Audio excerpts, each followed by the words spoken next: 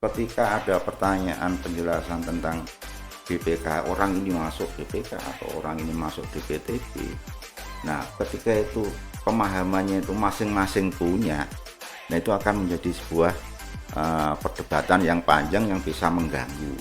Nah, salah dalam memahami aturan ini yang menjadi pokok permasalahan ketika di proses PTS. Assalamualaikum warahmatullahi wabarakatuh. Salam sejahtera bagi kita semua. Salam Om Swastiastu, Namo Buddhaya, Salam Kebajikan, Rahayu, Rahayu, Rahayu. Teman pemilih dimanapun Anda berada, bagaimana kabar Anda hari ini? Semoga semuanya diberikan kesehatan dan kebahagiaan. Amin, amin, ya rabbal alamin. Teman-teman pemilih, jumpa lagi bersama kami, Podcast KPU Kota Kediri. Saya Reza Christian, Ketua KPU Kota Kediri. Hari ini kita akan belajar menjadi host di podcast KPU Kota Kediri. Dan podcast kita hari ini sangat istimewa karena kedatangan tamu. Sudah bersama kami Ketua Bawaslu Kota Kediri. Selamat datang Mas Yudi. Mas Yudi Agung Nugraha, Ketua Bawaslu Kota Kediri. Hari ini baik ya Mas kabarnya ya? Alhamdulillah, sehat walafiat, tak kurang suatu apapun. Alhamdulillah rabbil alamin. Oke, kita ketahui bersama bahwa pemilu dan pemilihan tahun 2024 kemarin sudah berjalan dengan lancar, baik dan sukses. Semoga ke depan pemilu maupun pemilihan ke depan menjadi lebih baik lagi. Amin, amin. Amin. Teman pemilih, hari ini kita akan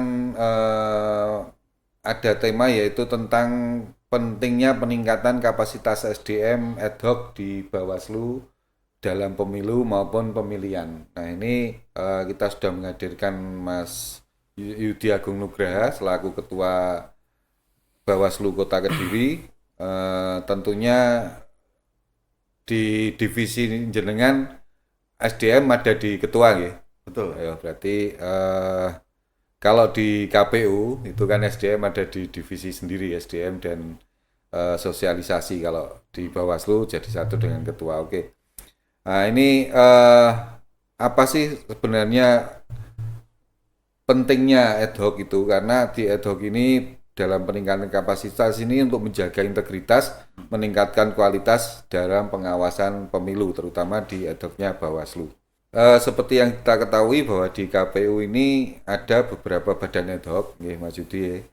Untuk kita ketahui bersama bahwa dalam tahapan-tahapan itu kita ada badan ad hoc yang pertama ketika pemutakhiran data pemilih itu ada Pantarlih, kemudian juga ada PPK, kemudian di tingkat kecamatan, PPS di tingkat kelurahan, dan kemudian terakhir di KPPS di tingkat TPS. Nah ini kan kita juga perlu tahu apa saja yang badan ad hoc yang ada di Bawaslu.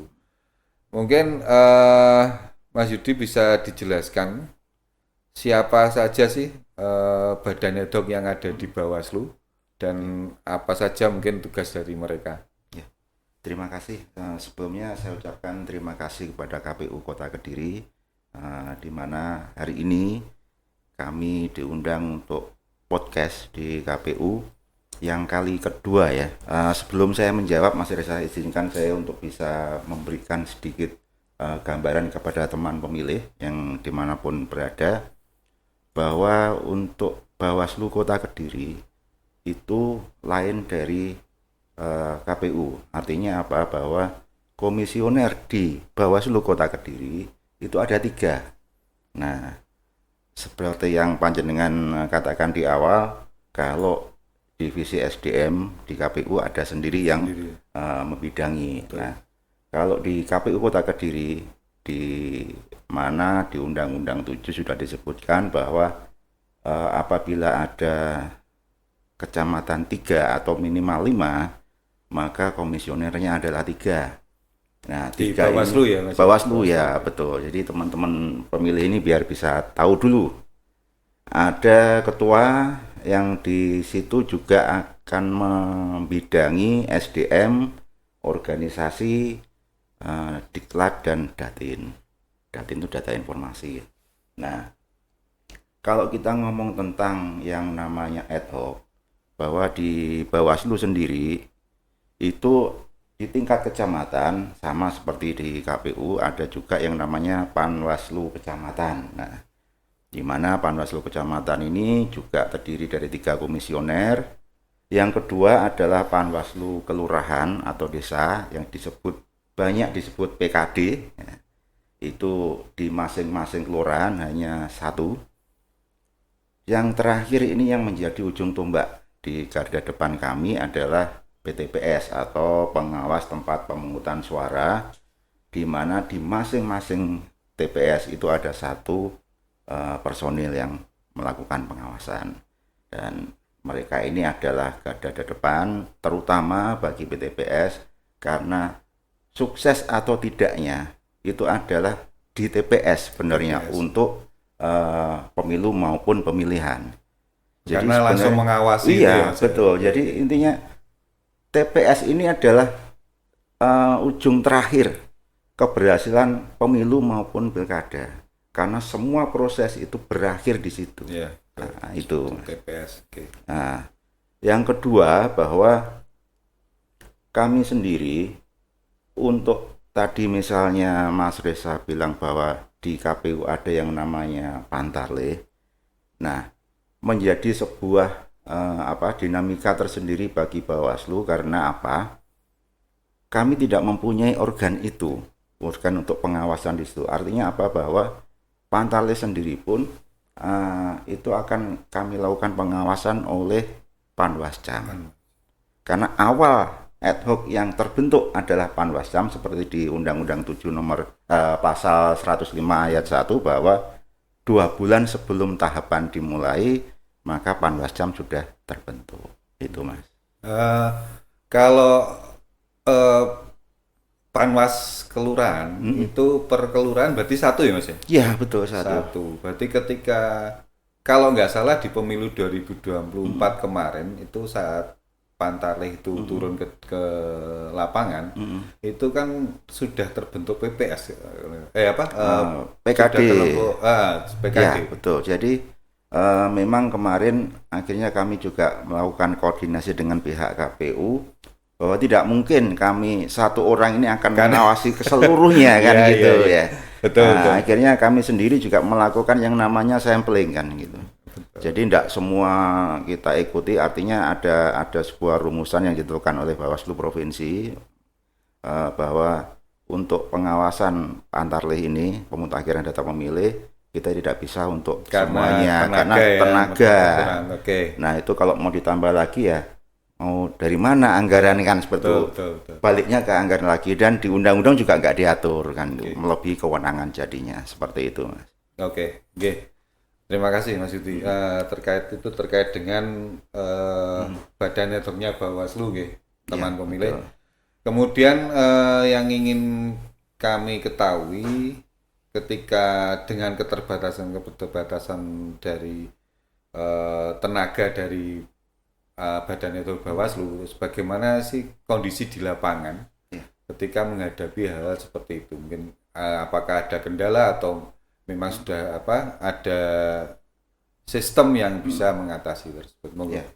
Jadi seperti ini Mas Reza, kalau kita boleh gambarkan dulu bahwa di dalam proses pemilu itu ada proses itu. Yang kedua sudah masuk ke tahapan di mana tahapan ada pemutakhiran data pemilih. Nah dari situ sudah mulai dinamika ini jalan. Ya. Kami juga harus pandai-pandai mengatur strategi, artinya apa? Secara tenaga SDM, kami tidak akan mumpuni untuk melakukan pengawasan secara melekat. Sehingga satu strategi kami bahwa di kecamatan, di Panwascam sendiri itu ada kesekretariatan. Maka kami juga dibantu oleh pihak sekretariat untuk melakukan pengawasan. Tentunya memang ada aturan tersendiri bahwa sekretariat bisa menugaskan untuk melakukan pengawasan dari arahan ketua. Nah, jadi ketua ini juga memberikan arahan bahwa sekretariat boleh melakukan membantu pengawasan. Itu ada surat tugas juga ya? Betul, ada surat tugasnya, sehingga Ya mohon maaf kemarin kami nggak bisa melakukan pengawasan secara melekat Ya, karena satu sisi bahwa KPU jelas diuber waktu, ya, betul. berbatas waktu sehingga gerak cepat harus dilaksanakan. Sedangkan Bawaslu sendiri untuk melakukan pengawasan per Pantarlih itu tidak mungkin. akan mungkin. Oke, Sehingga seperti itu kita lakukan sampling. Yang kedua kita lakukan uji petik. Nah, pernah kan kemarin Oke, kita ya, ajukan betul. surat untuk uji petik. Boleh diberikan gambaran pada teman-teman pemilih beda dari sampling dengan uji petik. Ya, ketika sampling kita mengikuti Pantarlih, apakah semua yang dilakukan oleh panitia ini sudah sesuai dengan prosedur. Intinya di situ. Tugas kami adalah memastikan di situ. Ketika itu sudah sesuai dengan prosedur, tidak ada pelanggaran dan apapun, ataupun ketika ada kesalahan, maka bukan langsung kami menjustis karena Bawaslu sendiri adalah slogan kami adalah awasi, ya, awasi, terus terakhir penindakan. Ya, kan? Awasi, cegah, tindak. Oh, Nah, maka pencegahan dulu yang harus kita lakukan. Dengan apa? Dengan adanya sarper lisan. Jadi sarper itu ada dua, saran perbaikan itu ada dua. Yang pertama itu tertulis, yang kedua lisan. Ketika kita melakukan pengawasan melekat, maka yang paling mudah dan segera bisa ditindaklanjuti adalah saran perbaikan secara lisan. Nah, hal itu digunakan untuk mencegah terjadi sesuatu pelanggaran sehingga proses ini sesuai dengan prosedur yang berlaku. Oke. Gitu. Yang kedua, tadi sampling. Yang kedua adalah uji petik. Nah, karena kita tidak bisa mengikuti, maka ada yang namanya dari kami adalah uji petik di situ mendatangi warga yang sudah didata oleh pihak Pantarlih. Kami hanya menanyakan bahwa apakah sudah didatangi Pantarlih, apakah sudah pertanyaan-pertanyaan sesuai dengan prosedur, apakah sudah ditempel kan seperti itu. Ketika itu belum ditempel, bukan menjadi sebuah temuan bagi kami, kami lakukan saran perbaikan dulu. Kenapa? Nah, itu kan namanya stiker itu kan masih mungkin ada penambahan, cetak lagi dan sebagainya, atau yang dibawa sudah habis. Gitu. Jadi nggak serta-merta kami lakukan justice bahwa kamu melanggar kan gitu. Terima kasih. Itu. Berarti kalau di sampling itu pada saat Pantarlih melakukan kegiatan, kemudian uji petik setelah Pantarlih selesai, dan itu pun yang tidak diikuti dalam sampling begitu ya? Oke, terima kasih. Tadi kondisi di lapangan terkait dengan kekurangan dari Badan ad hoc dari Bawaslu. Kemudian terkait kondisi di lapangan lainnya mungkin terkait dengan apa aja sih yang menjadi kendala atau ini? Kalau kita urut dari struktur ad hoc kami, bahwa di pihak kecamatan ya Panwascam itu kan 2 bulan sebelum berlangsungnya penyelenggaraan pemilu. Menurut undang-undang kan seperti itu. Kalau PKD itu adalah 1 bulan. Nah, sebenarnya yang paling krusial itu adalah di PTPS. Jadi pengawas TPS ini terbentuk 23 sebelum hari H dan berakhir 7 hari setelah hari H. Dengan waktu yang pendek ini, mereka juga harus begitu setelah dilantik harus turun start untuk melakukan pekerjaan. Sedangkan mereka sendiri kebanyakan tidak mempunyai latar belakang untuk kepemiluan, walaupun ada yang orang lama dan sebagainya ada. Nah, disinilah titik krusial itu, mereka harus istilahnya bukan hanya jalan, tapi harus lari gitu loh. Harus lari menyesuaikan atau beradaptasi terhadap proses-proses pemilu yang baru menurut mereka gitu. Sedangkan proses diklat, proses diskusi dan lain sebagainya, waktu ini sudah mepet, sudah terlalu pendek. Belum pekerjaan mereka yang sudah menumpuk. Yang ketiga ini, ketika proses, kalau saya boleh bilang bahwa di TPS itu ada sebelum, sedang, dan sesudah. Nah, ini mereka harus memahami semuanya. Dengan waktu yang 23 hari, nah, itu belum kepotong ada diklat, ada rakor, ada sosialisasi dan sebagainya. Itu kemampuan mereka untuk menyerap semuanya itu juga akan terbatas. Itu masih sebelum ya. Apalagi mendekati 1 hari sebelum hari H. Mereka harus memastikan kotak bersama PPS logistik bersama KPPS logistiknya sudah ada di lokasi, sudah siap digunakan atau belum. Lah itu pemastian seperti itu harus dilakukan oleh PTPS. Betul, itu juga berhubungan dengan apa sih isi kotak dan lain-lain yang mereka juga harus paham. Nah, pernah juga kami sampaikan kepada panjenengan juga, sepertinya antara KPPS dengan PTPS ini juga perlu kita temukan. Karena apa? Proses di TPS itu kan panjang dan banyak sekali yang harus dilakukan. Proses 1, 2, 3, 4, 5, 6, 7 itu harus terpahami semua. Jangan sampai ada istilah DPK dari kedua belah pihak ini tidak ngerti, tidak sama. Tidak ini tidak sinkron. Tidak sinkron. Lah ini akan menimbulkan permasalahan sehingga proses di TPS ini juga terganggu. Berarti persamaan persepsi lah. Betul. Makanya kemarin kita juga pernah bahas.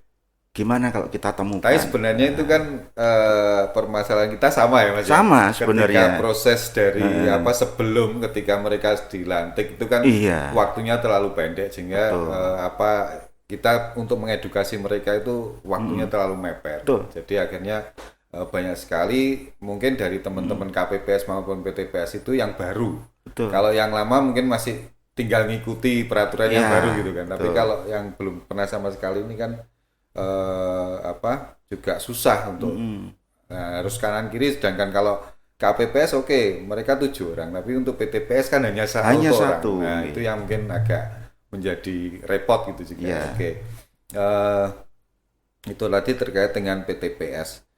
Nah mungkin ke depan nanti kalau memang ada perbaruan undang-undang ya, terkait dengan tenggang waktu yang cukup lama sehingga bisa memberikan edukasi dan pengertian bagi KPPS maupun PTPS itu nanti mungkin ada waktu untuk kolaborasi lah sehingga bisa menyampaikan persepsi mereka apa arti-arti dari yang ada di TPS mungkin seperti itu Mas ya. Oke, terima kasih Mas. Kemudian kita lanjutkan ketika terkait dengan ini Mas tadi menyambung ya ketika jenengan mengatakan bahwa waktu ini kurang dan lain-lain untuk mengedukasi dari PTPS sendiri. Nah, apa sih pentingnya dari peningkatan kapasitas itu, Mas? Apakah karena memang tadi mereka banyak yang baru? Karena kita kan berharap bahwa teman-teman pemilih yang baru ini ikut andil dalam proses baik di pemiluan maupun harapan kita kan seperti itu sehingga ada regenerasi, tidak hanya terus itu aja kan itu kan. Nah, apa sih pentingnya dari peningkatan kapasitas itu, Mas? Ya, yang jelas yang pasti bahwa kualitasnya, Mas. Jadi kalau di pihak kami adalah kualitas pengawasan. Jadi ya kembali lagi di situ bahwa semua harus bisa memahami mulai A sampai Z, terutama pra, sebelum, sedang dan sesudah.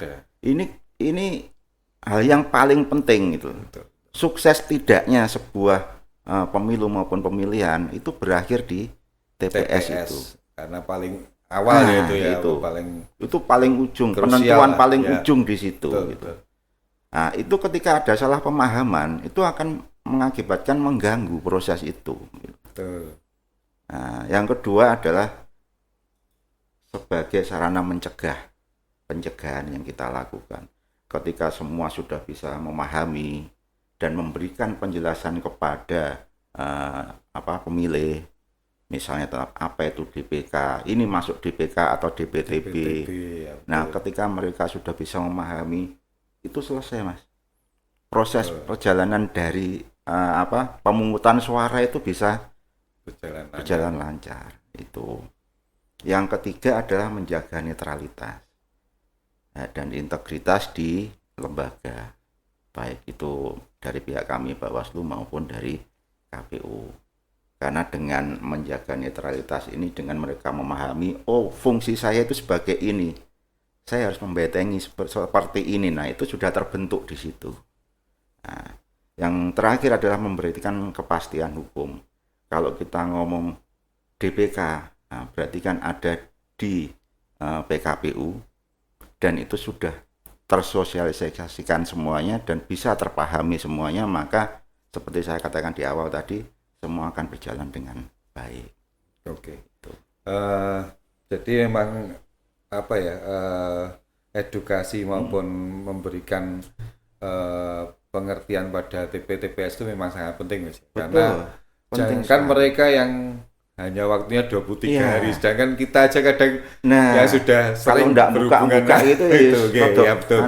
Gitu. Dan itu pun di buku saku ada ya, Mas? Ya, ada buku saku PTPS. Dan satu lagi, Mas Reza, dunia sekarang ini ya, zaman yang sekarang ini, orang membaca buku dengan langsung berpraktek itu beda. Betul.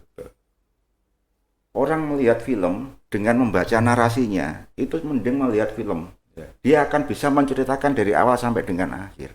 Tapi kok dengan membaca belum tentu mereka akan bisa menerjemahkan mulai awal sampai dengan akhir. Betul, Mas itu. Makanya itu.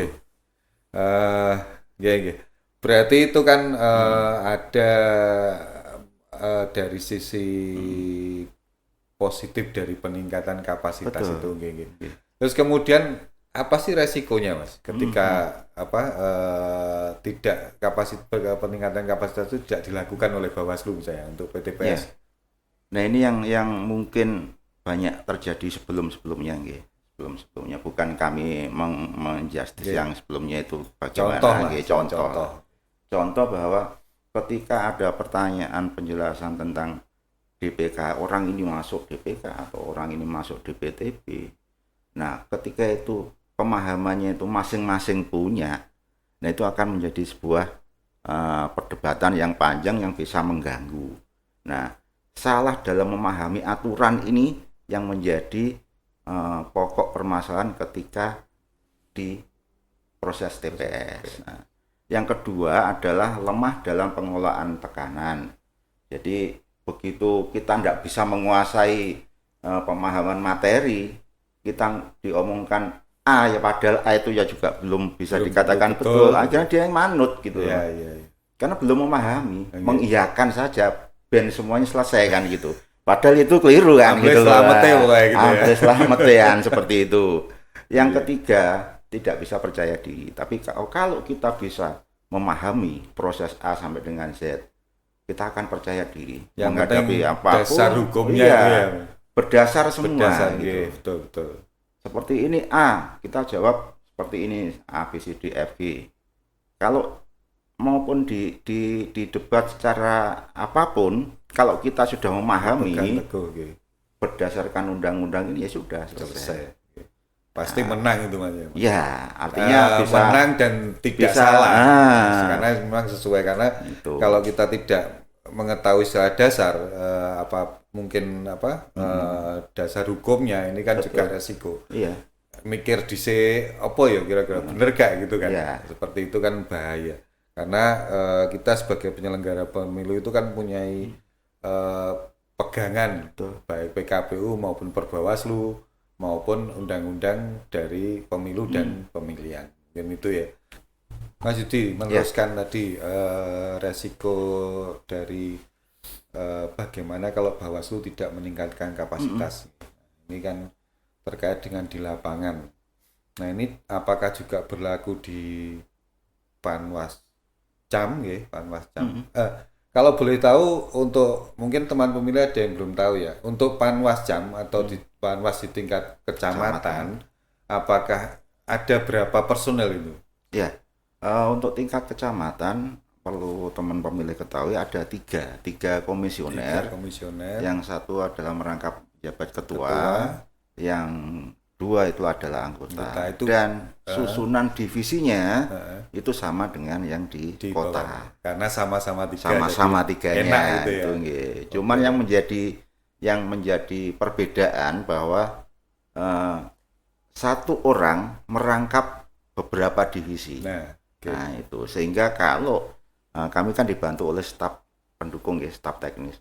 Ketika satu komisioner membidangi 3, contohnya saya sendiri SDM, organisasi, diklat Datin ada 4. Ketika itu adalah kita mempunyai satu staf teknis, ketika ada tugas dari 3 divisi yang kita ampu ini, ya, betul. kita juga kebingungan. Gitu. Kewalahan juga. Contoh realnya ketika pengawasan logistik kemarin, kami sampai meminjam sekretariat kan untuk bisa membantu mengawasi kami.